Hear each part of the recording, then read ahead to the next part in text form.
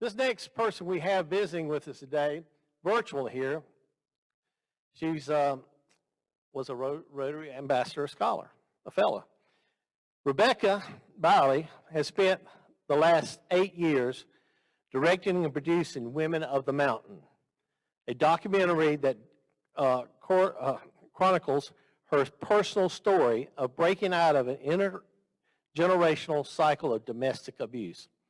Based in New Delhi, India, for nearly a decade, she worked as a foreign correspondent across South Asia for the New York Times, the National Geographic, CNN, Time, and the Wall Street Journal. Now based in Floyd, Virginia, Rebecca continues to report for the New York Times and is currently writing her first book with her literary art agent at ICM Partners. An adventure enthusiast, Rebecca has some of the longest, most grueling ultra marathons in the world. Rebecca was a 2009-2010 Pulitzer Center for Crisis Reporting Fellow to Kashmir, India, and a Rotary Ambassador Fellow to New Delhi, India, 2007-2008. Please welcome RebeccaByerly.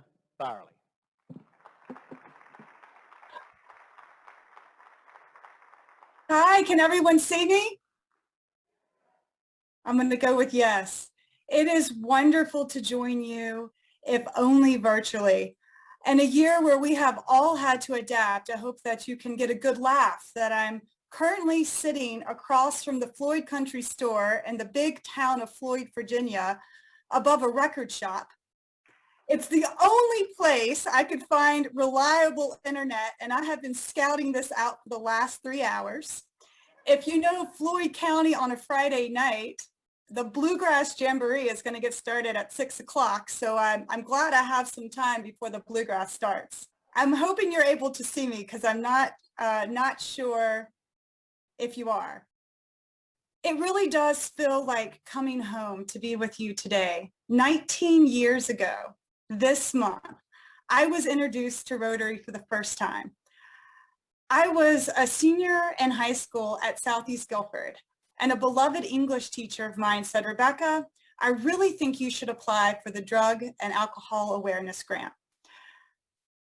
Though I never talked about it publicly, I think this teacher knew that I was tormented by my parents' alcohol abuse. And she thought this would be a good opportunity to start talking about what was happening. Much to my surprise, I got the grant and had my first opportunity to speak at Rotary in 2002. The Rotary that I went to was Gate City, and this is a morning that changed my life forever. That morning, I heard about the Rotary Ambassadorial Scholarship. Now, you guys, I had never left North Carolina more than a few times. I had never been abroad, but I knew that one day I was going to be a Rotary Ambassadorial Scholar. That morning, I also heard the motto, service above self. At 18 years old, it's really hard to understand, what does service above self mean? But even at that time, I knew that I was going to live a life dedicated to service. When I was a senior in high school, 9/11 happened. I didn't know what the Muslim world was, what Arabic was, what Islam was, but I knew that this was an opportunity to understand. By the grace of God and an incredible team around me, I got into American University and studied peace and conflict resolution with a focus in the Middle East and North Africa. Yes, that's actually a degree. My junior year, I had the opportunity to study abroad in Cairo, Egypt. Now, I was supposed to be staking out my career in the State Department and learning Arabic, but instead, I traveled in places like Palestine and Sudan and Lebanon, and I learned that these places and these people that were often taught to fear and even to hate, that they're people, just like you and me. And these people became my family. That year, I also started writing for the school paper in Cairo and took up ultramarathon running. I was 21 years old, and I was the only female in my program, learning Arabic, which is an impossibly hard language. So running was my outlet. And on Friday mornings, I would run across Cairo to the pyramids of the Sphinx. And I'm sharing this with you because that's when this dual passion of telling people stories and running was born. By the time I got back to American University, it was my senior year, and I knew that it was time to apply for the Rotary Ambassadorial Scholarship. One of the happiest moments of my life, I'll never forget where I was when I got the call, was hearing that I would be the 2007-2008 Rotary Ambassadorial Scholar to New Delhi, India. Now, this is when we should have a laugh. I had no idea what India was. I had never been there. I didn't know the language, but I knew I wanted to go. That year, I lived in a cinder block apartment in a middle-class neighborhood in India. And let me tell you, a middle-class neighborhood in India is very different than a middle-class neighborhood in America. I usually did not have power or running water. It's 115 degrees, so this is pretty hot. And a lot of mornings I would wake up covered in mosquito bites on my terrace because it was too hot to sleep in my cinder block apartment. But every single morning, I woke up so thankful that I had this opportunity, that I had the opportunity to see the world and make my dreams a reality. By the time I finished my time as a Rotary Ambassadorial Scholar, I had gotten a job with CNN covering feature stories across Asia. Now, mind you, this was during the Beijing Olympics in 2008, so everyone wanted feature stories. I wrote about Hin Bunting, who was the first Cambodian athlete to compete in the Olympics after the war in Cambodia. I wrote about Mongolian kids who ran at top speeds on their horses across the Mongolian plains.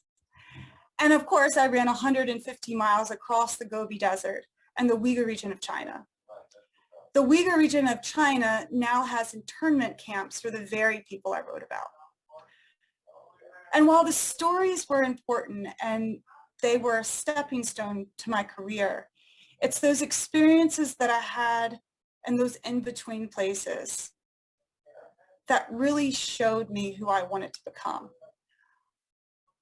One afternoon, my cinematographer and I were literally stuck in a yurt next to the border of Siberia. And we were with this woman in this yurt, this Mongolian woman who was kind enough to let us stay with her. And we noticed that there were all of these holes in the wall and there were these shattered glass in the house and we didn't know why. So we asked the lady, why do you have holes in your wall? Why is there glass on your floor? And she said, you know, sometimes my husband gets drunk and he throws me through the wall. And the cinematographer and I just looked at each other and we cried because we knew that we could not help this woman. This was not a story that we could bring to the world.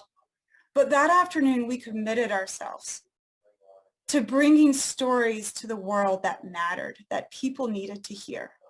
And you see, this is what happens when you give a young person the opportunity to study abroad on a Rotary Ambassadorial Scholarship. You give them the opportunity to bring the stories of so many more people to the world.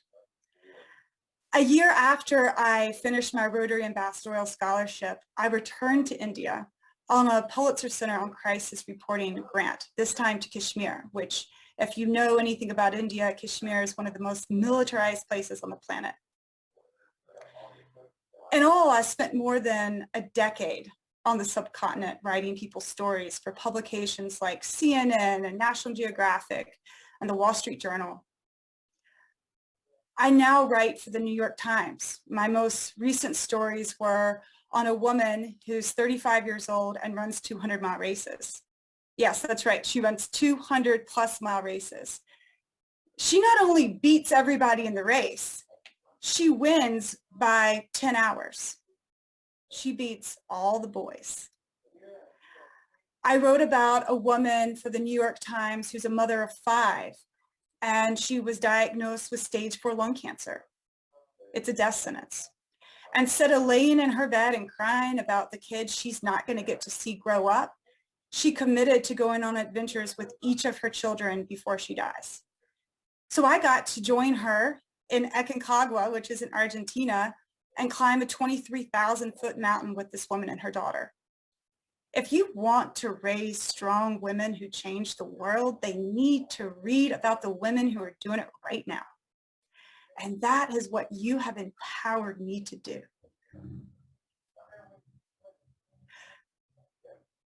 The most important thing, though, you have given me is the opportunity to see my own story. In 2012, my Aunt Joan was diagnosed with stage 4 lung cancer. Now, her cancer was caused by years of self-abuse. My aunt was in a violent relationship for almost 20 years. And though her husband did not kill her, he traumatized her to such a point that she did not have the desire to continue living. That summer in 2012, I went home to take care of her and her 11-year-old son, Patrick. I think I had always known that these things were happening in my family, but it's a really hard thing to see. It took writing about the stories of women in places like India and Egypt and Afghanistan to see my own story, to see that in my own family, we have lost 8 people to domestic violence. And those numbers continue.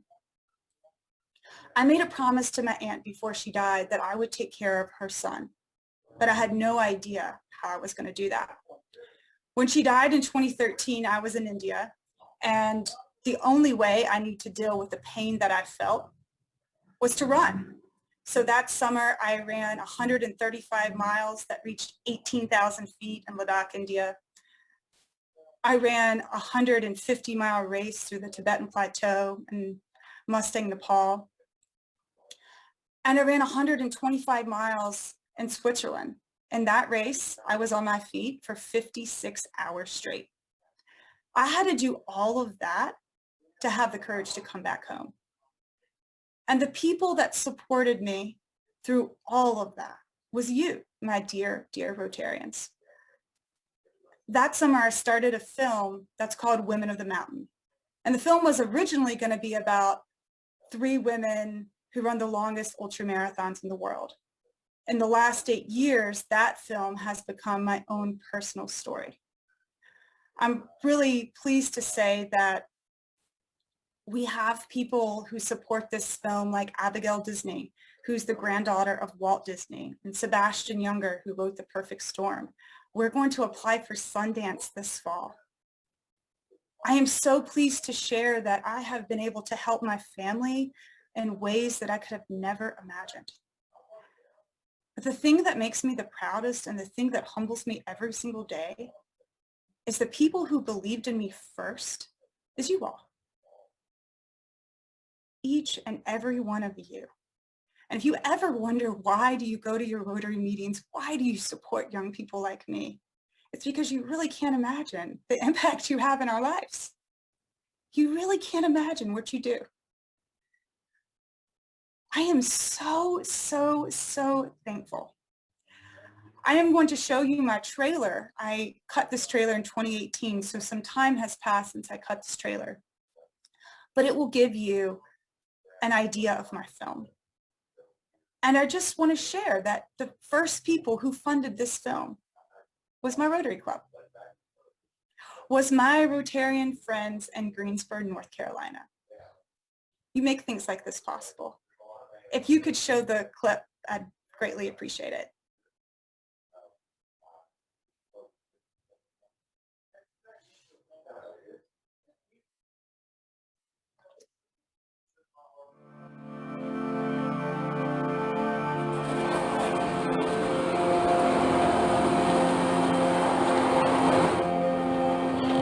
I could never find a race long enough. I ran 100-mile races through the mountains. Running took me to some of the most beautiful and remote places on Earth. It led to my career as a foreign correspondent. covering conflict in women's stories.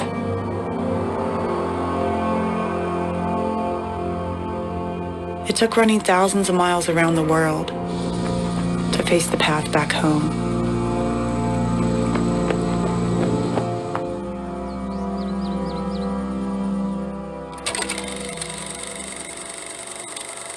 I was named after my Aunt Rebecca. No one in my family ever talked about her. I didn't even know she existed until I found a newspaper article in a drawer when I was 6 years old. She was murdered by her husband along with her son. He shot them both on a Sunday evening at home. Good girl. I found out my other aunt was being abused too. It eventually killed her.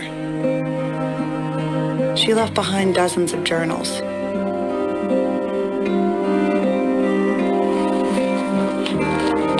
It took me a long time to understand this wasn't normal. We saved her from the monsters. Now she's okay. I always felt sad for my dad. How horrible would it be for your sister to be murdered in your parents' house? But then I watched this man, my first love, also abuse everyone around him. I'm still afraid of what he may do to my stepmom. Rebecca, your dad is so out of control. He's here. Call 911 now. We have a restraining order on my father, and he's on the property. I just had to get my mind back together.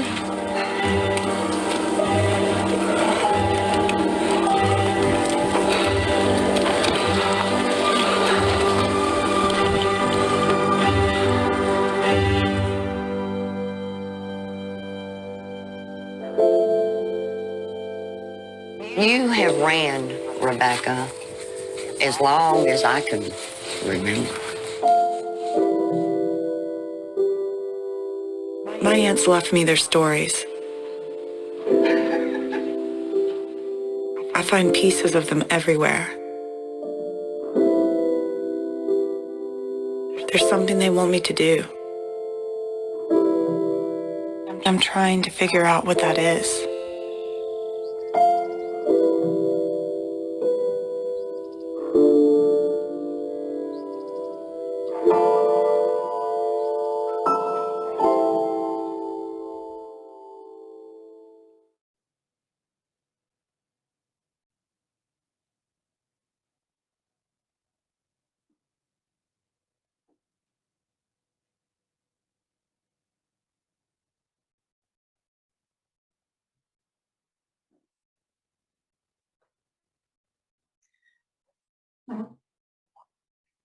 At the end of this trailer, I say, there's something my aunts want me to do.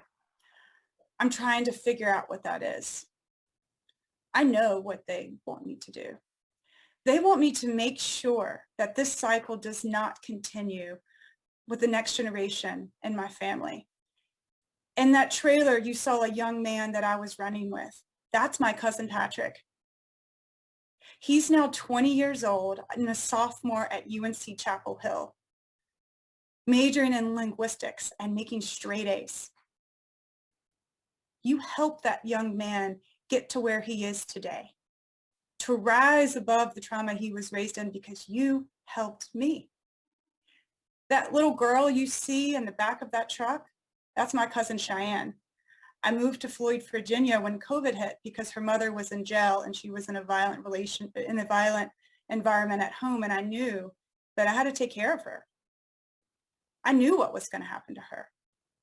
I knew what was going to happen to her because I had written about that same thing happening to women all over the world. You see, to reach back and help other people, to show them what the top of the mountain looks like, you got to get there yourself. And I did, and I have, and I am. And you are the ones who helped me get there. Thank you so much. I am giving you the biggest virtual hug ever. I miss you, and I cannot wait to see you in person soon. Thank you.